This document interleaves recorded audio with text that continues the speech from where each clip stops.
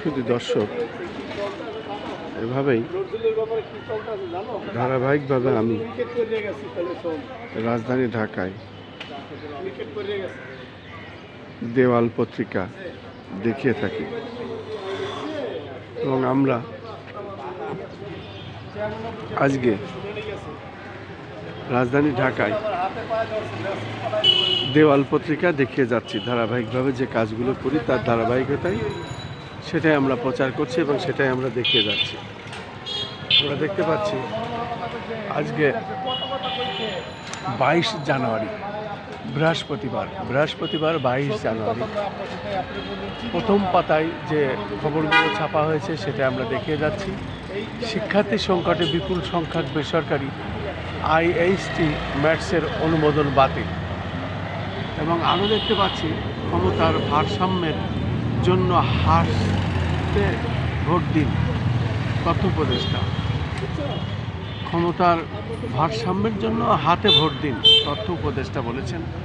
পাশাপাশি আমরা আরও দেখতে পাচ্ছি পোস্টারহীন নির্বাচনে ছাপাখানার 100 কোটি টাকার ব্যবসায় ধস এবং শেখ হাসিনা সহ 286 জনের বিরুদ্ধে রাষ্ট্রদ্রোহ মামলার অভিযোগ গঠন পেছালো। আমরা দেখতে পাচ্ছি আরও দেখতে পাচ্ছি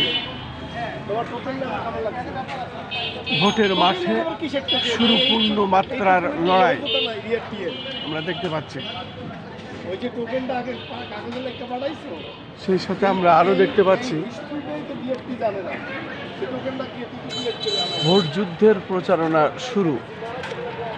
লড়াইয়ে আমরা দেখতে পাচ্ছি 1973 প্রার্থী প্রতিদ্বন্দ্বী প্রার্থীদের প্রতীক বরাদ্দ এবং সেই সাথে আমরা আরও দেখতে পাচ্ছি দৈনিক করতোয় আজকে বিশেষ করে 22 জানুয়ারি এবং বৃহস্পতিবার আজকের যে পত্রিকা সেটাই আমরা দেখতে পাচ্ছি প্রথম পাতায় যা ছাপছে। প্রথম পাতায় যে নিউজগুলো ছাপা হয়েছে সেটি হলো আইন শৃঙ্খলা পরিস্থিতি নিয়ে উচ্চ পর্যায়ের সভায় প্রধান উপদেষ্টা এবারের নির্বাচন ভবিষ্যতের ক্ষেত্রে আদর্শ তৈরি করবে। আমরা দেখতে পাচ্ছি আরও দেখতে পাচ্ছি নির্বাচনে ভোট গণনা বিলম্বিত হতে পারে। প্রেস সচিব 31 আসনে তুমুল লড়াই, কম প্রার্থী পিরোজপুরে, এক বেশি ঢাকা 12 এবং সেই সাথে আমরা আরও দেখতে পাচ্ছি গণভোটে হার পক্ষে বিএনপি দেখতে পাচ্ছি এবং সিলেট থেকে প্রচারণা শুরু তারেক রহমানের। সেই সাথে আমরা আরও দেখতে পাচ্ছি মাইলস্টোন ট্র্যাজেডি, 183 দিন পর হাসপাতাল থেকে বাড়ি ফিরল আবিদ।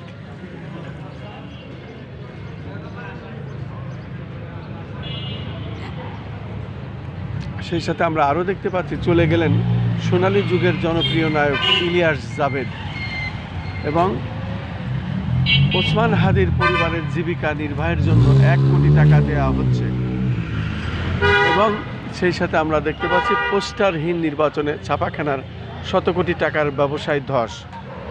পাশাপাশি আমরা আরও দেখতে পাচ্ছি বিএনপিতে যোগ দিলেন অধ্যাপক আবু সাইদ,